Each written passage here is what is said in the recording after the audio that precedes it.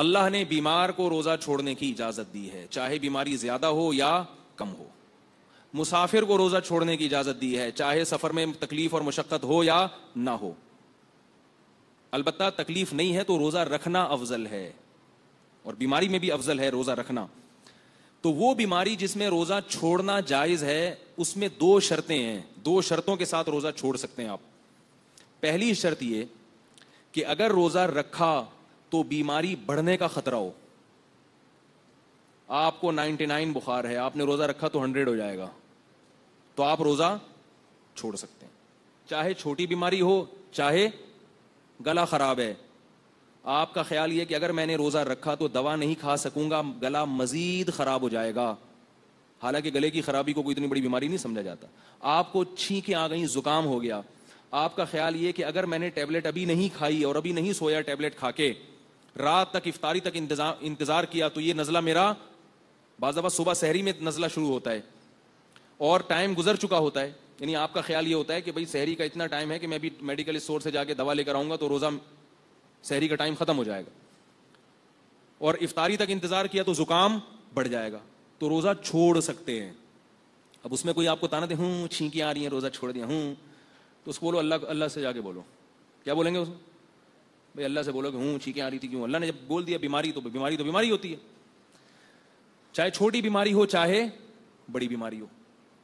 دوسرا مسئلہ یہ ہے کہ بیماری میں بڑھنے کا اندیشہ تو نہ ہو، لیکن بیماری کے دیر سے ٹھیک ہونے کا اندیشہ ہو.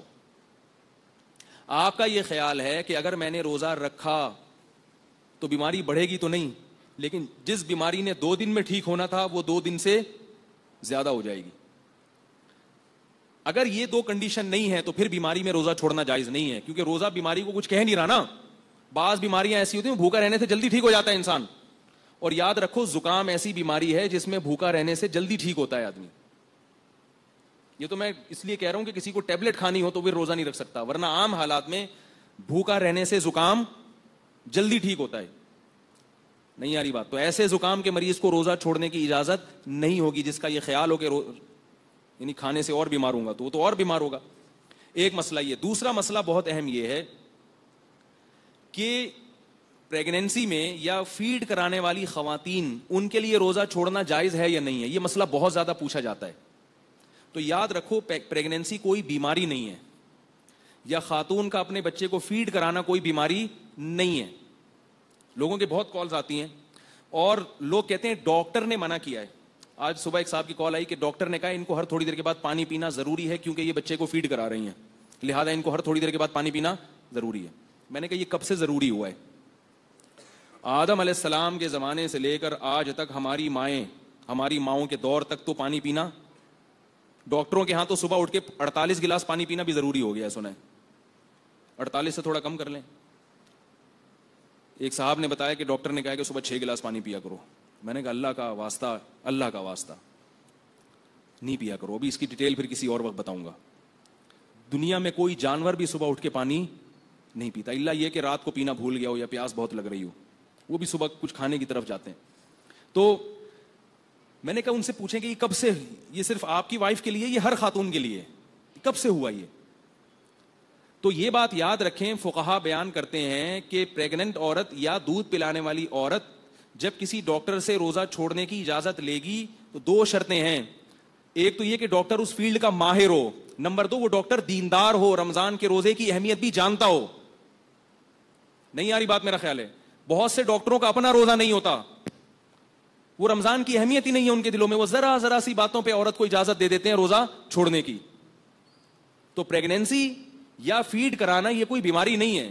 ہاں اگر کسی خاتون کو کمزوری ہے، وہ فیڈ کرانے سے باقاعدہ ان کو چکر آتے ہوں یا بچے کو نقصان کا خطرہ ہو، دودھ نہیں بن رہا ہو، پھر کسی ڈاکٹر کو بتائیں.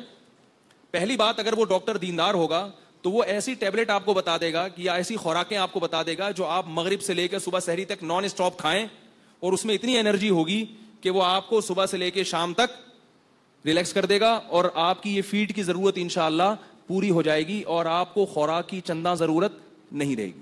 آج پورے بیان میں یہ چندہ کا لفظ نہیں آیا تھا، رہ گیا تھا، ٹھیک ہے نا. آپ کو مزید کسی خوراک کی چندہ ضرورت نہیں رہے گی. اسی طرح پریگنینسی میں بھی یہی ہے. لیکن پھر بھی اگر ڈاکٹر سمجھتا ہے, دیندار بھی ہے, سمجھدار بھی ہے, وہ سمجھتے نہیں واقعتاً نقصان ہوگا, تو پھر چھوڑ سکتے ہیں روزہ ایسی ضرورت. تو بلا وجہ ذرا سی باتوں پہ نہیں. روزہ رکھ کے تو پریشانی تو ہوگی بھائی, روزے کا تو مقصد ہی پریشان کرنا ہے. ایسا روزہ جس میں کچھ بھی نہ ہو, یہ کون سا روزہ ہوا بھائی؟ تو روزہ رکھیں گے تو گریں گے بھی, چکر بھی آئیں گے, پریشانی بھی ہوگی, تو ہوگا. لیکن اگر واقعی بیماری ہے تو چھوڑ سکتے ہیں.